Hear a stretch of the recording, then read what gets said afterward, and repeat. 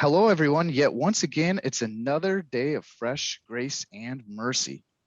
This is the Guilt, Grace, Gratitude podcast, where we bridge the gap to Reformed Christian theology for your listening pleasure.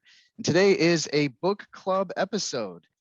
And we have two books we're going to talk about. And they're both published by Crossway, both written by Rebecca McLaughlin. And one of them is 10 questions every teen should ask and answer about Christianity. And the other one is Confronting Christianity, 12 hard questions for the world's largest religion. So we'll jump into those books and that conversation with Rebecca here in a moment. Just as a reminder on the show notes, the Society of Reformed Podcasters is one of our links. It's other podcasters that we have we're in a network with. So if you like our content and our show, you'll probably enjoy those shows as well. There's also a link to NAPARC churches. It's a local church finder, so you can find a Reformed church near you, near your area. There's also a link to Crossway, so you can hit that Crossway link, find all their books, but including these two books we're talking about today from Rebecca, Confronting Christianity and 10 questions every teen should ask and answer about Christianity. So we'll jump in and have Peter further introduce Rebecca McLaughlin. Yeah, I was scared the first time you pronounced it. I'm scared the first time I pronounced her last name because we both had it wrong before the recording. And so I'm glad that we now know it's McLaughlin and not the other two ways that we were describing it. Yeah. Because we've gotten it wrong before. My husband's entire family has it wrong as well, so it's okay. It's good. We're in a long line of people who get your name wrong, so I'm glad. I'm glad that we have solid company. So did I say it right or? Yeah, no? You did. You sort of you took it slowly. I did. I was very scared. If I messed, McLaughlin. Exactly. Hey, I'm used to it. People do that with my name, but if I got it wrong, it sounds like some of your family would say I got it right. So. That's true. Yeah, that's right. Yeah. Well, if you guys don't know who Dr. McLaughlin is, she grew up in the UK, has a PhD from Cambridge and a theological degree from Oak Hill College, moved to America, spent 9 years at the Veritas Forum, and she served as VP of Content. Had the opportunity and privilege to identify and equip Christian professors to speak about their faith in relation to their work. And in 2017, she co-founded Vocable Communications. It's a speech-focused, data-driven communications dedicated to helping leaders deliver messages that change minds. It sounds like I need some help myself as well. So thanks for coming on to talk about your books. We're super excited. We've wanted to have you on for a little bit. So it's fun having you on finally. Thanks for inviting me. Yeah, and before we go into the content of these two books, which are amazing for just getting right to the heart of a lot of questions people, both believers and non-believers, have about our faith, how about just for open it up for you to explain who you are to the audience before you started writing these books, what led you up to writing these books, and just a little bit more about yourself. Sure, yeah. I grew up in the UK, as may be discernible from my accent, and came from a sort of mixed Christian family, I tend to say. My mum's side of the family is Catholic, my dad's side of the family is the Church of England, and there's a mixture of folks who were going to church because they actually believed anything, and folks who went because it was what you did on a Sunday morning because of your particular cultural background. So I grew up in a church-going family, but very much felt like I came to my own faith early on, and probably at a similar time, honestly, that my parents were really figuring out their own faith. So I think there were blessings to that, actually, of never having felt like it was sort of my parents' faith that I was then having to figure out, well, what's mine in here, which I know sometimes kids who grow up in very strong Christian families can sort of have that sense. And from pretty early on, I think from about age 9, I remember being very sure about Jesus and being in environments where I was sort of in very kind of academic, educational environments where most of my friends and teachers thought that Christianity was not worth considering, to be honest. So went, especially between ages 11 and 18, to a very strong academic girls' school in the UK where I was continually in conversation with really smart, thoughtful, kind people who thought that Christianity was dead in the water. And from that time onwards, I was having conversations with friends about science or about sexuality or about absolute versus relative truth and the uniqueness of Christ and all these sorts of things that tend to come up in conversation with non-believing friends. And that just kind of continued as I went on to university and got to interact again, especially actually with people from all over the world who come to study at Cambridge, many of whom would not have identified as Christians at all. So to some extent, I feel like I've been doing what I'm doing now for as long as I can remember, i.e. trying to articulate why I think that actually Jesus shines more brightly when you compare him to any other option. I think sometimes, especially Christian parents, are kind of concerned to shield their kids from divergent ideas and ideologies and ways of thinking, because they're worried, and I understand that concern. They're worried that if their child gets exposed to the best arguments from a non-Christian perspective, that somehow that'll fracture their faith in Jesus. Yeah, I actually feel opposite, both from my own experience and as I raise my kids. I'm sort of, I want them to hear the best arguments and ideas from all sorts of different angles, so that they know from the beginning that I'm not just, trying to sell them on something that isn't going to stand up in court later on. But that actually, I'm sharing Jesus with them as the most beautiful and compelling and credible answer to their hardest questions. So that was, very, very much part of my life growing up. And then, as you mentioned earlier, I spent 9 years. Well, I married a guy from Oklahoma, funnily enough, which is relevant to this story because I didn't want to leave the UK at all. I felt very happy there, and very much like that was a relatively gospel poor country. Need of people to share our faith in Jesus, and that America, by comparison, is relatively gospel rich country. So it would never have crossed my mind, honestly, to move over here, not for marrying this guy from Oklahoma. And sometimes it's really hard to find a good evangelical man in England. So sometimes you've got to you got to go to the South. So we got married 2 years into my seminary education, and then moved over here after I'd graduated from that and he'd finished his PhD. And we settled in Cambridge, Massachusetts here. And that's when I started working for the Veritas Forum. Whereas you mentioned I was interacting with Christian professors who were at the absolute top of their fields at universities like Harvard and MIT and Stanford and Cambridge and Oxford. And hearing their faith stories, many of them actually became Christians later in life, as adolescents or as students or as young adults. And hearing how they thought about their faith in relation to their work. And when I came out of that, I realized in every field that's supposed to have discredited or disproved the Christian faith, they're actually leading world experts who will be recognized by secular peers as leading world experts who are very serious followers of Jesus. And I didn't want to keep their insights and research to myself. So I wrote Confronting Christianity partly to provide those insights and those stories to Christians in general and to non-Christians in particular. So I wrote both Confronting Christianity and 10 Questions Every Teen Should Ask, which is sort of a junior version of the first book. I wrote them addressed to non-believers. Okay.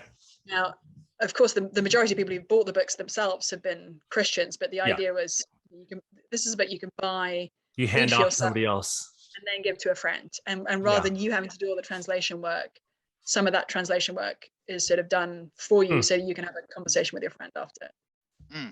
Yeah, So that's helpful. Sounds like Confronting Christianity, 12 hard questions for the world's largest religion was written first, right? That's right. And then after that, a couple years later, you wrote the 10 questions every teen should ask and answer about Christianity. So I know you touched on this, but what made you, after you wrote the Confronting Christianity book, kind of feel like you needed to write the 10 questions? So I love that there's all in all 22 questions here, That's right? Yeah. So we could keep Just one book, 22 questions, Confronting Christianity. Yeah, some of them overlap. We could have a podcast interview all day today going through all 22. But yeah, what made you kind of feel like you needed to write this the 10 questions one? Confronting Christianity is specifically written to pretty educated adults. Mm-hmm. And I don't mean that exclusively in that somebody, there have been some younger teenagers and even sort of 11-year-olds who've read it and enjoyed it, but it's got a lot of footnotes. It's written in a way that I'm hoping will speak straightforwardly to people who have tertiary education and a decently strong academic background. I've tried to make it accessible more broadly.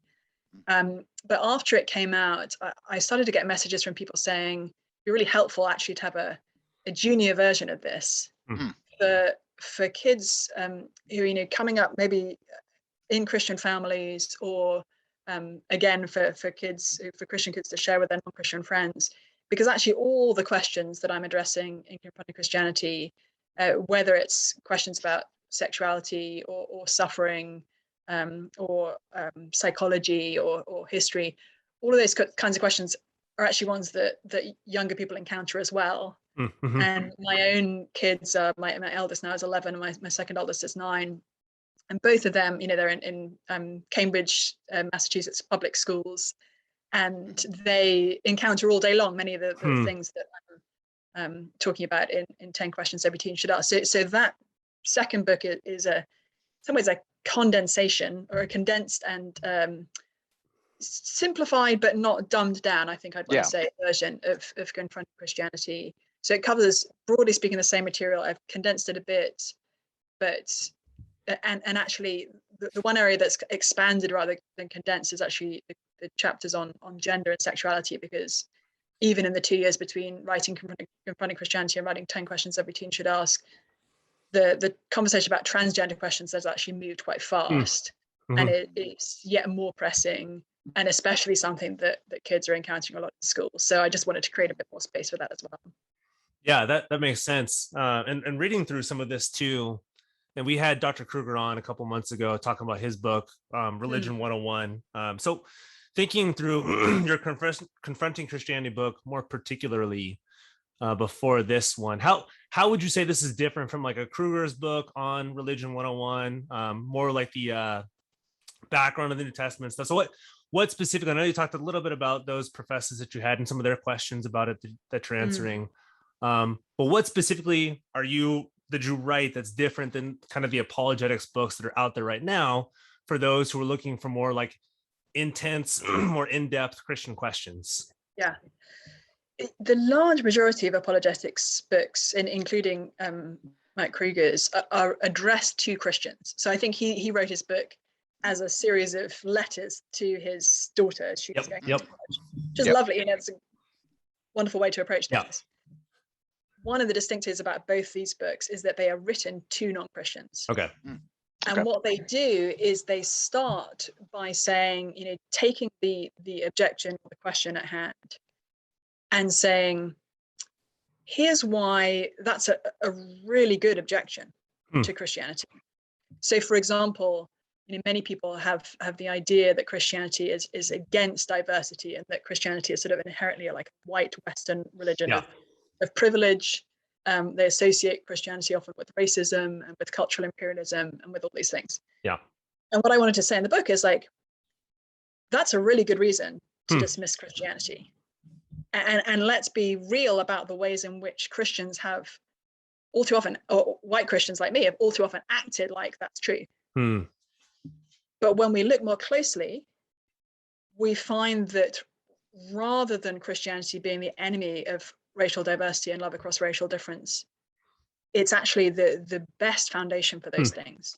And historically, it's the source of our belief that people of all different racial and ethnic backgrounds from all different places are fundamentally morally equal and should be treated as such. It's actually not a self-evident truth that all men are created equal. No offense to all my American friends. It's just not. It's a biblical truth. Exactly, yeah.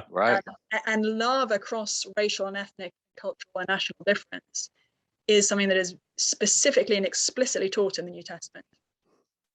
And the ways in which Christians have failed to live up to that is egregious sin. And then to look at the fact that actually from the first and today, Christianity is the greatest, most multicultural, most multi-ethnic movement in all of history. Yeah. And today it's both the largest and most diverse belief system in the world.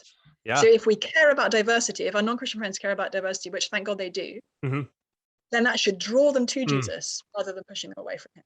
Yeah. So that's kind of just one example of both the books sort of try to connect people. That's a good point, because I think, and maybe correct me if I'm wrong too, I think sometimes apologetics books are written, actually most of the time apologetics books are written to Christians saying, hey, here's a question, here's how to answer this question. But it's different, I guess. And maybe you can describe like how do you kind of retweak kind of the atheist or Christian's view on being trained on this stuff, where a Christian, it's sometimes written to a Christian, hey, here's how to answer this question, versus talking to an atheist or somebody who's not Christian, saying, here's the questions, here's kind of the best evidence for these questions to question some of these things, but here's also the evidence on historical, theological, exegetical. So how do you kind of navigate those waters between writing to a Christian versus writing to a non-Christian? Yeah, that's helpful. And just to pick up on one thing you mentioned in the middle there about evidence, I do think one of the distinctives of Confronting Christianity is there's a lot of evidence in there that hasn't been in other apologetics books, because I consulted all the experts. I'm honestly not an expert in anything. Like my PhD is on prisons and Shakespeare, and nobody's asking me about that. And very closely related. Most of what I need. So sort of, it's not that I think I'm an expert on these things. I know that I'm not, but I do know where the experts to be found, and so I've mined from them. So one of the things that I've tried to listen to is just like bringing a whole fresh set of evidence to a lot of these questions. But then thinking about how do we and why should we perhaps start with thinking or writing to a non-Christian rather than to a Christian. Part of what I wanted to do was model something that Tim Keller describes really well. He says, if we're in conversation with somebody and we want to actually change their mind, human beings are incredibly bad at changing their minds. We're extremely tribal. Yeah. And so if we associate a belief with, somebody outside our tribe, we don't want to hear it, and we'll discount even the very best evidence that they have. What we need to do, and this is true, this is true of Christians as well as anybody else, so just like general human nature, that's how we are.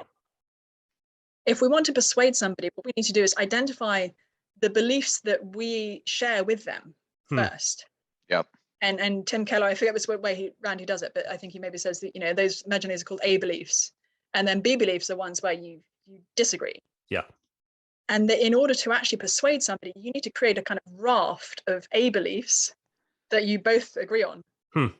And on that raft, you need to float the B belief you want them to consider kind of across the river to them. Because if you just hurl a B belief, it's going to flop down into the water. It's never going to get to them. So one of the things that I'm trying to model in both the books, as I say, to sort of start with, okay, here's the best articulation of this objection to Christianity.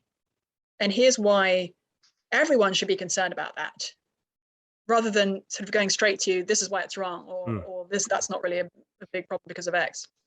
So yeah, that's a really big problem. But on the basis of our shared beliefs, for example, in perhaps a shared value in belief in love across racial difference that we might share with a non-Christian friend. If you care about that, you should be drawn to Jesus. Or if you care about justice, this is why, despite the ways in which Christians have sinned, you actually should be drawn to Jesus. That's a strong point. I think we're too often towards the negativizing of other things, saying, hey, here's how you're wrong, let's fix it, versus saying, hey, here's our shared understandings, let me tell you what the foundation of these shared understandings are. The history very well of the church, and you include that into the book with these conversations, these answering these questions. And something I really enjoyed too, I think it's in both the books, you talk about some research and projections on some experts' data to say that Christianity and proof that Christianity is not dying. If anything, Yeah. religion and Christianity is only growing. And so this goes against the modern atheist view that Christianity is dying. As we're getting more modern, belief systems are becoming irrelevant. So I would love for you to kind of maybe unpack that for the audience, because I think that's super important to just knowing, like, even the Western world, yeah, we might be seeing in America and even England a decline in Christianity, but countries like China are exploding with Christianity. Yeah, it's very interesting. If you go back about 40 years, and if you went back then and asked a sociologist of religion what they thought the future held, pretty much everyone was saying, as the world becomes more modern, more scientific, more educated, religious belief in general is going to decline. And their reasoning for that was that's what had happened in Western Europe, where I'm from. And so where Western Europe led, the rest of the world must follow. And America was sort of a weird exception that we just tried to ignore. We are weird. Yeah. Yeah. So, I mean, it's funny kind of looking back, it turns out to be a very sort of white Western centric view of things to say, well, if it happens in Western Europe, it's got to happen everywhere else, right? That's true. What's happened then in the last 4 decades is not only that religion in general and Christianity in particular has failed to decline globally, but that now, as experts look out over the next 40 years to 2060, they're anticipating an increasingly religious world. So right now, Christianity is the largest global belief system. And here I'm just going to talk in terms of who identify as Christians. This is no comment on whether they're truly saved by faith in Christ, but just if on the demographic level. So about 31% of the world right now identifies as Christian. And that proportion is set to increase slightly to 32% by 2060. The second largest global belief system is Islam, which is around 25% now and is expected to increase substantially to 31% by 2060. So making it a very close competitor with Christianity. Yeah, it's funny. A lot of people think the question is like, how soon will religion die out? The real question is Christianity or Islam in the next couple of generations. Hinduism, Buddhism, the next largest global belief system, set to decline slightly in that time period. And then the real shock, I think, for people is that the proportion of folks who don't affiliate with any world religion, so that includes atheists, agnostics, and just people who would say none if you gave them a census form and said which religion that you're affiliated with, that proportion is set to decline from 16% to 13% globally. So rather than Christianity declining while secularism is on the rise, we're actually seeing the opposite. And one of the big reasons for that is that religious people have many more children than secular folk do. Another reason is what's happening in China, as you mentioned earlier, which currently China is the global center of atheism. I mean, funnily enough, side note again, atheism is closely linked to either being a white Western man or living in a communist regime. Like those are the two types of people most likely So China, global center of atheism today, but the church in China is growing so fast that by 2025, there are expected to be more Christians in China than in America. And some experts think that China could be a majority Christian country by 2060. Wow. Now, pray God let it be. And none of that is set in stone, and we could be surprised positively or negatively there. But some of the world experts on these questions think that that's a very real possibility. Yeah, I mean, so connected the next question to kind of on our assumptions 40 years ago and what's happening now with the growth of some of these movements. Also with some of the questions that you're asking too, isn't Christianity homophobic? Does it condone slavery? Does it denigrate women? Have these questions changed over the last 10 or 15 years? Are you like, when you write this book, are we anticipating some of them are growing in popularity, some of them are decreasing in popularity? So what did you see in your research in terms of the questions being asked that are different from times past and that are kind of gaining steam in the future? Yeah, I think if you go back kind of 10 to 20 years, most of Christian apologetics would have been looking at, how can we demonstrate the intellectual credibility of Christianity? So most non-Christians would think that Christianity was foolish, maybe against science, or how can you believe somebody was raised from the dead? those sorts of things. So Christians, as a Christian, I would have been seen as misguided and foolish and naive and uneducated and something of that nature. Today, the biggest thrust of questions and challenges to Christianity is actually more moral. So it's not you Christians are so foolish. It's you Christians are homophobic, misogynistic, racist bigots. The big four. I mean, just to sort of put it like in a very blunt to put fashion. it lightly, yeah. Yeah. So rather than being the foolish people that we might have been seeing as 10 to 20 years ago, we're now the evil people. Interesting. And one of the things that's complicated about that, and you see this especially in arguments that run something like this, folks who say, just as the 60s segregationists tried to justify racial oppression and segregation with their Bibles, so now you Christians oppose gay marriage and transgender identities. Yeah. And unless we recognize that the first part of that statement is true, that in fact that is what a lot of white American Christians did in the 60s and before. Yeah. We have no moral legs to stand on today. So it's easy for us, I think, today to say, oh my goodness, like, woe is me. I'm getting all this sort of moral attack from non-Christians, whether they're colleagues or friends or teachers in my kid's school or whatever. Yeah. And to explain that all on the basis of sort of sin in the world out there.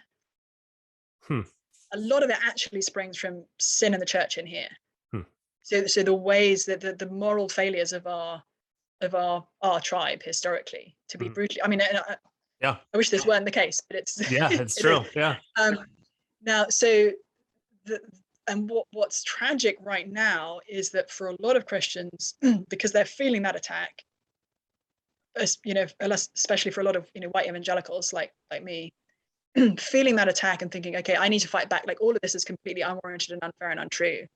And so not only do I not want to hear about the pain of transgender people or the historic, suffering of LGBT people, I don't want to hear about Black Lives Mattering, or I sort of want to dismiss any kind of conversations around racial justice because it's sort of all tangled up together.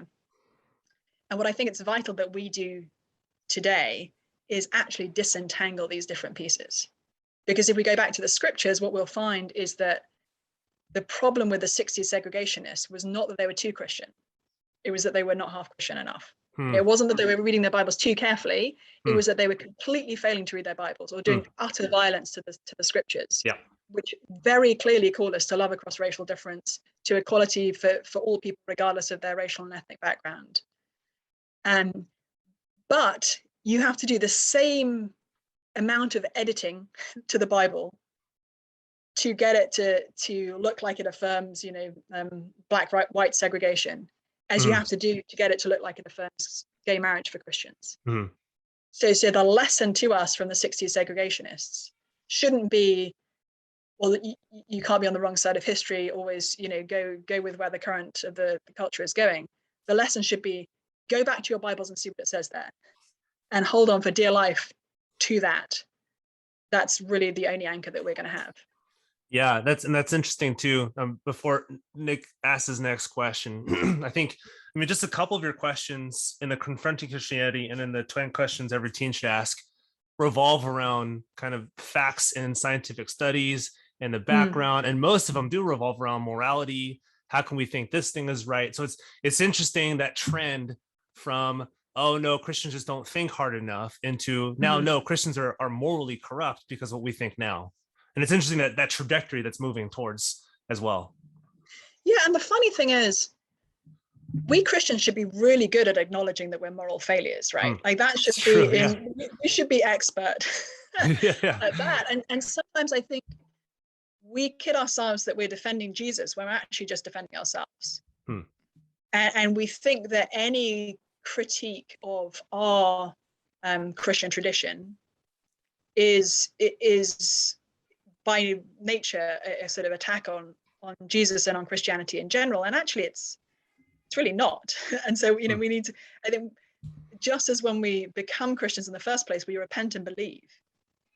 I think our best method or approach right now to where we find ourselves culturally is to repent and believe. To repent of the ways that we individually or our kind of tribes corporately have sinned, especially when it comes to racial injustice, and believe what the Bible says, whether it's what the Bible says about racial justice or whether it's what the Bible says about same-sex marriage or about what it means to be a man or a woman. We should be good at doing both those things. Yeah. To sum up, it's maybe to simplify maybe a little bit too much. It's almost like a while back. I mean, it's still kind of true today. I mean, somewhat true. It's the arguments move from kind of Bible centric. This is what we say about the Bible, to person centric, morality centric. This is what we say about those who've misappropriated the Bible or the morality or how they've misused it. Less so on the Bible, the facts of the Bible, more so now on how have people treated people. Yes, although in some ways I think it's a false dichotomy, because the ultimate resource we have is the Bible. Yeah. Right? So on all these moral questions, what I want to be doing in conversation with people is to bring them back to the scriptures. Yeah. And to say, hey, like, let's look at Jesus's parable of the Good Samaritan and see what it says about love across racial, ethnic, cultural difference. Yeah. Let's look at Jesus's call to his disciples to make disciples of all nations, and the great crowd in Revelation from every tribe and tongue and nation worshiping him together. Like, let's look at the Ethiopian eunuch. I mean, we have some of the first Black Christians we have in the Bible itself. Like, let's listen to their stories. Let's go back to the teachings of Jesus and help people to see quite how relevant they are today, but in ways that will be surprising and counterintuitive for many of our non-Christian friends. Yeah. So I think it's funny. I spoke at an apologetics conference earlier this year, and afterwards, a guy who was there who had worked there for a long time, was retiring. He said, "You talked about Jesus more than anybody else we've had speak at this conference over the years that I've been involved in it." I'm thinking, well, I don't know what other people what else to talk about. Yeah. But really, unless we are bringing things back to Jesus, we've got nothing to offer. Yeah. I mean, I'm not that smart or interesting. Like, if I'm only talking about my own ideas, it's not really worth anyone else listening to. So I think even as we may be spending less time, or it may be a later conversation, did Jesus really rise from the dead? Though I think in some ways the reality is all of us will die, and all of our non-Christian friends will die, and their parents will die, and their siblings will die, and their spouses will die. And so there's an extent to which the resurrection is never going to be a kind of theoretical conversation. But whereas, maybe 10 or 20 years ago, the first conversation would have been, well, how can you believe the Bible is true, and how can you believe in miracles, that kind of thing. That still needs to be a conversation. It may happen a little further down the road after we've had conversations around the sort of moral questions. Gotcha. Yeah. For most folks. So based on the two books here, was there a certain order in which you presented the questions? Were you kind of thinking some were maybe more prevalent to address in the beginning of the book than others, or was there kind of a rhyme and a reason to the order of the questions, or is there maybe some of the questions you could point out for us too? Yeah, I left the hardest question to last, which is, how can a loving God send people to hell? I honestly think that's the only really hard question for Christians, and it's certainly the one that I personally find hardest. I think every other question is essentially trivial compared to that. I started with actually somebody commented that they read through my book, and it's like so many footnotes at the beginning, and as the book goes on, there are fewer footnotes, because it's and the reason for that is I'm starting with questions where I'm saying, okay, I'm presenting data which any non-Christian academic in that field could look at the data and say, yeah, that's the data. Now, they may have a different interpretation of it, or a different, like, that they may think different things in relation to that data, but like, this is the data. So for example, early on in both books, I talk about the growing body of evidence that regular religious participation, so like going to church every week, is measurably good for your health and happiness. Yeah. And I feel like there's been a strong narrative, when I was growing up, for example, and I think perhaps even more so today, that religion in general, Christianity in particular, is sort of psychologically unhealthy.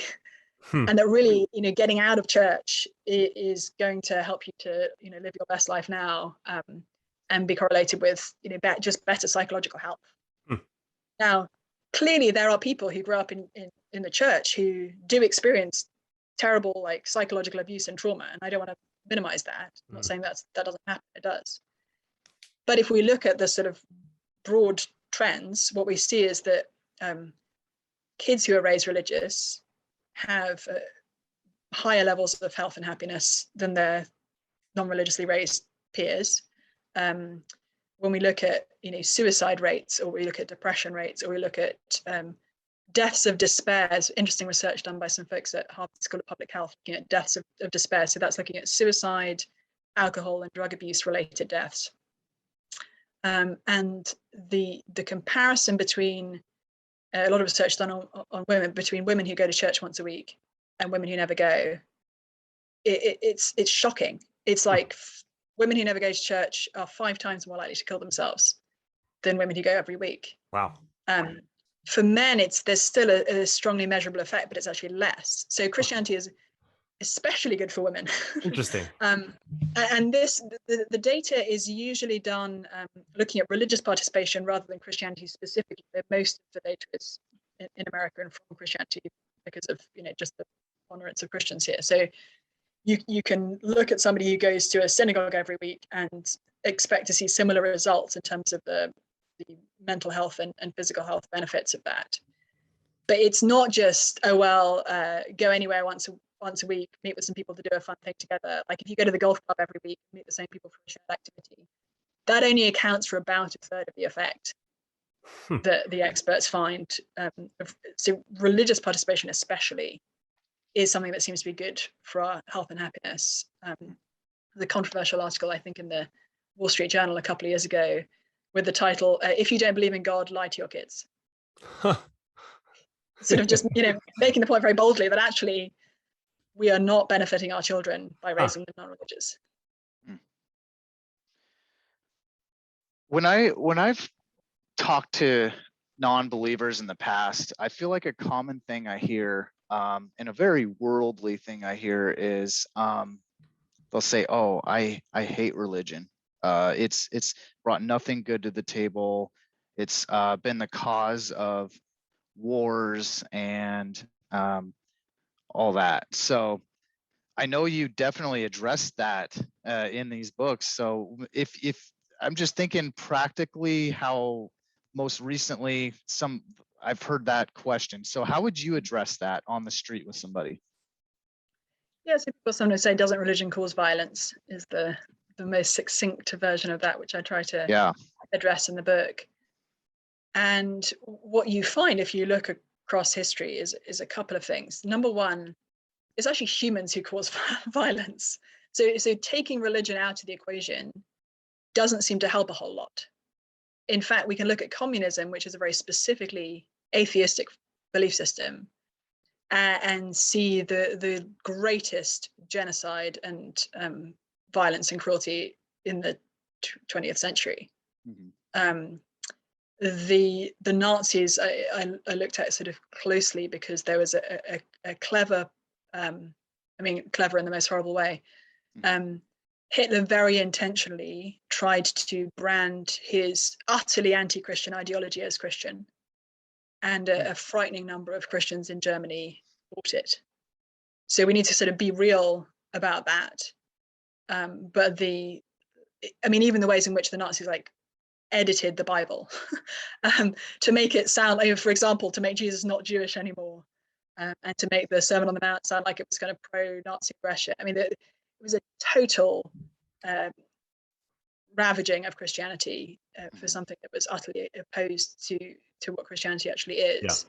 But more complexity there around whether some people want to say, well, the Nazis were positioning themselves at least as religious, which I understand that. So if we look at the kind of comparison, or what happens when you take religion out, it doesn't seem to help a whole lot in terms of less violence. In fact, if we just look at the sort of numbers and the data, it harms. And then to look at, okay, on what moral basis are we judging violence? Because until Christianity came along and changed the world, the idea that my tribe slaughtering your tribe was anything other than a great thing just didn't really exist. I mean, the idea that Jesus taught of like loving our enemies, and that somebody from the racial and religious group which you were raised to hate was in fact your neighbor. These are completely radical ways of thinking. So even when we look back over history and make moral judgments about about violence and about war and about the ways in which power has been used, whether we're Christians or not, we typically make them on the basis of Christian ethics. One guy who's really interesting on this is a British historian named Tom Holland. He wrote this sort of fact book. Yep. Yeah, Dominion, How the Christian Revolution Remade the World. And he started his research not a Christian at all. He said growing up, he was far more attracted to the Greek and Roman gods than to the sort of seemingly pathetic hero with Christianity. So, raised sort of vaguely like Church of England Christian, culturally Christian in the UK, completely rejected it. Became a professional sort of popular historian writing these books and set out to look at the history of the last 2,000 years of Christianity in the West specifically. And from writing that book, he concluded that a lot of moral beliefs that, whether we're Christians or not today in the West, we think of as just basic moral common sense are actually Christian beliefs.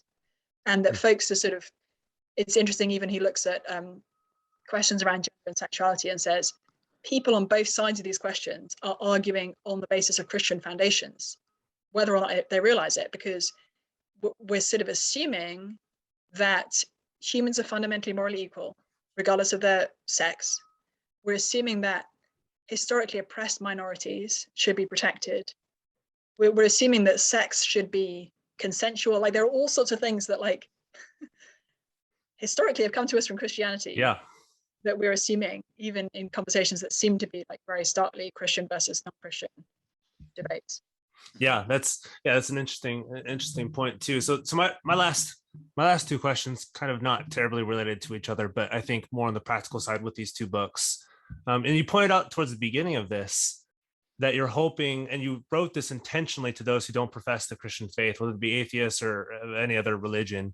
So first question would be, how would you instruct or help those, or how have you heard of good ways of those Christians who do buy this book, and it's generally speaking Christians are going to buy this book, of them handing it to their other friends, say, hey, here's a book written effectively from your perspective. So how have you seen that done well, and how would you help those who are buying this book to give it to their friends who don't profess Christianity, their family members who don't profess Christianity? And then second would be your point with parents and their kids, raising them up, not exposing them to some of these beliefs. Kind of the same question, using these two books kind of as a springboard. How would you counsel those using some of these questions? I know it's kind of a big question, to for lack of a better word, attack these questions. Hey, let's take these head on as Christians, thinking Christians. To look through some of these big issues that you're going to face one day. Mm-hmm. I've heard from a lot of Christians that there have been certain questions that they've honestly dreaded getting from non-Christian friends. Yeah. Because they've felt the weight of them and they haven't really known what to say. And my hope is that a Christian in that position who reads Confronting Christianity or 10 Questions Every Teen Should Ask if they're a little younger will feel like, oh, I now have more of a toolkit for those conversations. Yeah. And more of an understanding how this all fits in with a very high view of the scriptures, and with the sort of best data that we can discern from the academic world at the moment. And so minimally, my hope would be that if a Christian reads one of these books and then those questions come up with a friend, that they'll be in a better position to engage. Now, that also means that if a question comes up from a friend, well, how can you believe in Christianity when, aren't Christians just like homophobic bigots, for example? Yeah. But my hope is that they would also be able to say, hey, I recently read a book that was addressing that very particular question. Would you be interested in maybe, if I got you a copy as well, perhaps we could read it, like work through it together. I'd love to hear your thoughts on it. Just kind of an easy way in like that. Yeah. When it comes to parents and kids, I think one of the things that's most encouraging me, honestly, from the feedback I got from 10 Questions Every Teen Should Ask, because I've never written for teenagers before, like, what do I know? Is hearing either directly or indirectly from teenage boys who have really enjoyed it. Because teenage boys typically, it's sort of a little bit of a hard crowd, right? Like, yeah, it's not their tea. They're not necessarily known for a massive interest in reading in general. Yeah. And I'm horribly stereotyping here, but I know it can be harder. It's so true.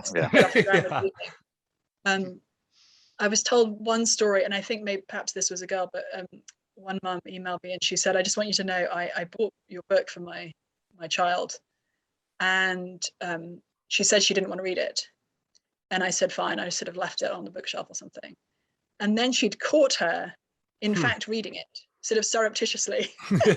And she hadn't kind of interrupted it, but she'd sort of seen her reading it, like she'd been up top of the stairs and said, oh my gosh, she's in the living room like reading that book, and she seemed like she was actually really reading it and kind of making quite a bit of progress rather than just like looking at a page.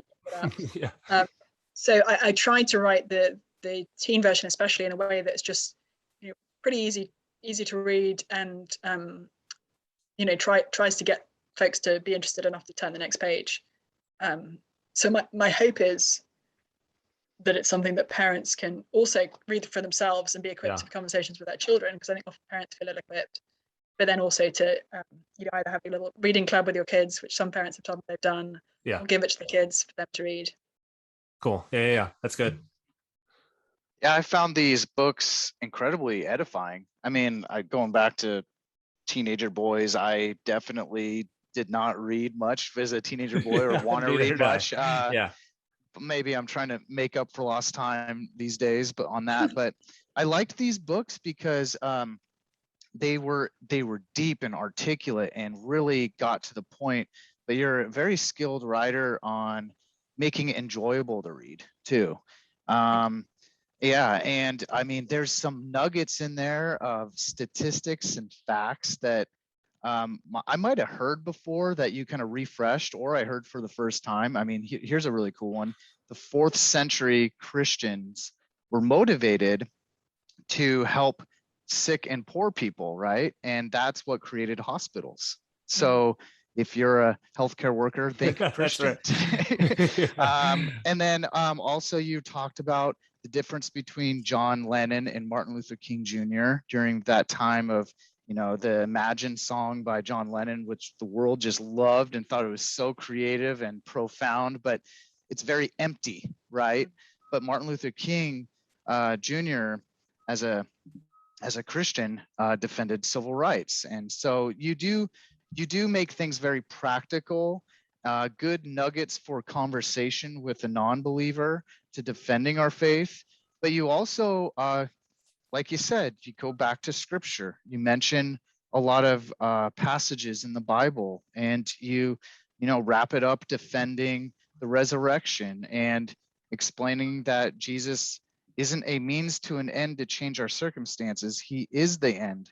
He isn't just a way to get a better life. He is the resurrection and the life. So I could talk all day with you, because there's authors love talking to Nick, because Nick makes them feel really good. Well, I keep it real. I mean, I give credit where credit's due, but I know there's we could keep going through these questions, but I want you to get a chance to close out. If there's anything that you were kind of hoping to go over, please do. Or what you're hoping, you kind of talked about it, what you're hoping people come away from these 2 books either more invigorated to do or more equipped to do. What was your hope, and anything that you wanted to get in? I think maybe just as a last thought, I've heard from a number of people, both adults and kids, who wrote to me and said that they're someone who, like me, experiences same-sex attraction and hadn't felt like they could talk about this to anyone. So whether it's like a teenager who feels like they can't talk to their parents, or a wife who feels like she can't talk to her husband, all sorts of different folks have emailed me with that, and saying that reading what I said helped them to feel less alone, and help them to feel encouraged to have those conversations. So I guess I just leave that with your listeners, that if that's you, or it may well be somebody in your family or in your youth group or in your church, statistically actually very likely that you know people who, Christians who experience same-sex attraction, who haven't felt like they could talk to anybody about this. Make yourself somebody who they could talk to, because one of Satan's greatest tools against us is to convince each of us that our own struggles are the kind that can't be shared with anybody else, because we actually need each other. And so isolating us and making us feel like we're alone and we can't talk to anyone is a really good strategy that Satan has against us. And we as Christians can break that down by being the kind of people that other folks can talk to. Yeah, that's good. And so, I mean, to end this out, where can people find you, the work that you're doing? Do you have a website or Twitter or anything like that? And then I know you've got a book coming out on Christmas, or either it's come out or it's coming out. And then other stuff that you're working on, people can be looking forward to. Yeah, so I have a website, RebeccaMcLaughlin.org, and I'm on Twitter at Rebecca McLaughlin, and sort of on not Facebook, Instagram as well. Though I don't really understand Instagram. Neither do I. Yeah, my Christmas book just came out last month. It's called Is Christmas Unbelievable? And it's a very short evangelistic book. It's about 11,000 words, so you could read it in like an hour and a bit. Okay. It's designed, if there are pastors out there, it's designed to be given out at your Christmas services, or if you're someone who writes a Christmas letter and sends it to your family and friends, you could get an extra big envelope.